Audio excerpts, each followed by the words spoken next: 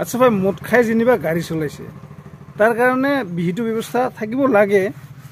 নথকাটো কোৱা নাই আৰু ট্ৰাফিক পুলিচে যি ব্যৱস্থা লৈছে লক তাৰ কাৰণে ওয়েলকাম কাৰণ আইন সকলোৰে কাৰণে সমান কিন্তু ইয়াৰ অৰ্থ এইটো নহয় যে কোনোবাই মদ খাই গাড়ী চলাব এই যে ফু দিয়া প্ৰচেছ এটো কৰক তাতো আপত্তি নাই এই যে ভিডিঅ' বনাই সোশ্যাল মিডিয়াত যে দিয়ে হেতু জানো ভাল কাম হৈছে কাৰণ প্ৰত্যেক মানুহৰ এটা সিক্ৰেসি থাকে বহুত মানুহৰে লৰা ছোৱালী আছে মানুহৰ কথাটো আছে এতিয়া জানুৱাৰী মাহ চলি আছে অলপ চলপ খাবই দিছুন প্ৰত্যেকটো আৰু একদম ব্যালেন্স নোহাকৈ নাখায় অলপ চলপ কোনোবা ফুৰ্তি কৰিব পাৰে ফুৰ্তি কৰি গাড়ী চলাব পাৰে কন্ট্ৰলত থাকে কিন্তু ইয়াৰ অৰ্থ এইটো নহয় যে এইটোকে ভিডিঅ' বনাই একদম ফেসবুকত দিব সোশ্যাল মিডিয়াত দিব সো ভাইৰেল কৰাটো মই উচিত বুলি নাভাবো কিন্তু একেটা সময়তে এইটোও কম মদ খোৱাটো মই কিন্তু সাপোৰ্ট নকৰো কিন্তু মই সাপোৰ্ট কৰা বা নকৰাৰ লগতো কথা নহয় না মানুহে ইনকাম কৰে টকা ইনকাম কৰে ভাল এটা স্যালাৰি পায় অলপ তো এনজয় কৰিব সেইখিনি অধিকে মই ভাবো থকা উচিত আৰু যদি হেতু মানে বেয়া বুলি বিবেচিত হয় একেবাৰে 100% তেনেহলে ওয়াইন শপ বিলাক বন্ধ কৰি দিলেই হল চৰকাৰে মানে নহয় ফ্ৰেন্ডস এই ভাই আচ্ছা কি মিছ কথা হ'ব এই কি যে ভাল টেবুল ভাই আছে ওই ভাই দিৰো খালি কথা কথাৰ উত্তৰ কৰি একদম আচ্ছা যেনবা অল্প ফুৰ্তি কৰিল আচ্ছা যেনবা অপৰাধে হল আইনি ব্যৱস্থা কৰিব না ওকে একে ভিডিঅ' এনে ভাইৰেল কৰাৰ কি দৰকাৰ আছে দৰকাৰ নাই কাৰণ যাই খাইছে হয়তো অলপ এক পেক খাইছে অলপ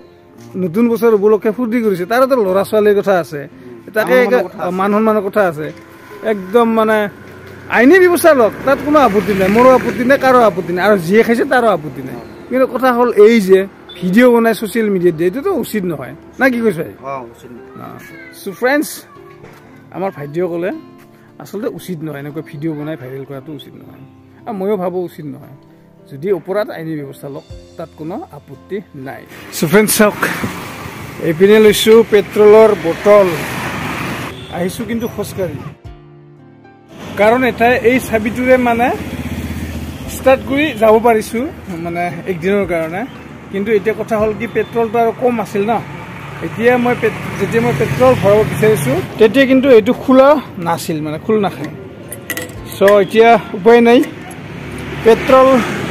থাকিও পেট্ৰল ভৰাব পৰা নাই এতিয়া এই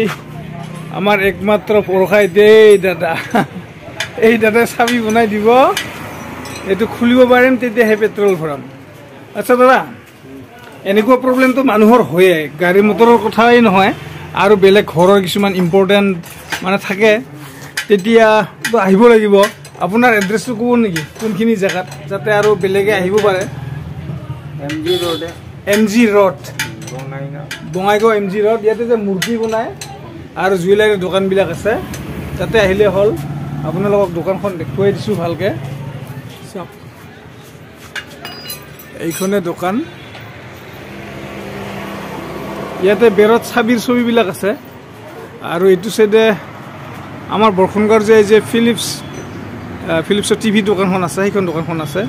এপিনে জুৱেলাৰী দোকানবিলাক আছে বাপৰে একদম হয়ৰাণ হলো অলপ তেল আছিল ঠিক আমাৰ যে বঙাইগাঁৱৰ যিটো বৰপাৰা তেল ডিপু আছে তাতে শেষ হৈছিল তেলখিনি এতিয়া দাদাই চাবি বনাই আছে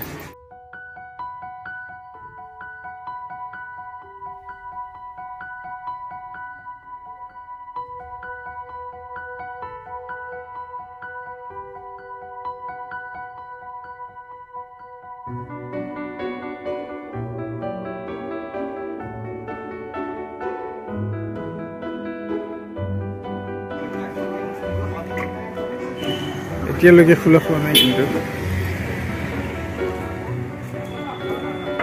খাইছে খোলা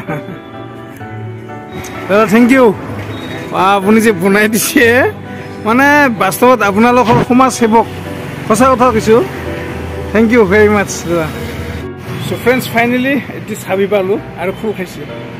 এই দাদাক ধন্যবাদ জ্ঞাপন কৰিছোঁ আৰু আহিব আমাৰ দাদাৰ ইয়াতে যাৰ কিবা কাৰণত চাবি হেৰাই কোনো প্ৰব্লেম নাই দাদাক লগ কৰিলে হ'ল খুব বেছি 5 মিনিট লাগিছে 5 মিনিটৰ সমস্যা সমাধান সো ফ্ৰেণ্ডছ আপোনালোকক আকৌ এবাৰ কৈছোঁ যদি আপোনালোকৰ চাবি হেৰাই বাইকৰ চাবি হওক বা কেতিয়াবা গোদৰেজৰ মানে আলমিৰাৰ চাবি হেৰাই যিকোনো চাবি হেৰালে টেনশ্যন নাই দাদাৰ ওচৰত আহিব আপোনালোকক বনাই দিব আৰু বেছি নহয় আজি মই এই যে চাবিটো বনাই দিছে ইয়াৰ কাৰণে মাত্ৰ 200 টকা লৈছে। সো ফ্ৰেন্ডছ, আশা কৰোঁ আপোনালোকৰ ভিডিঅ'টো চাই ভাল লাগিল। যদি ভাল লাগিছে প্লিজ সাবস্ক্ৰাইব কৰিব, শ্বেয়াৰ কৰিব, লাইক কৰিব আৰু এনেকৈ সাপোৰ্ট কৰি গৈ থাকিব। Thank you so much for watching জিবি ফ্ৰেন্ডছ। Thank U.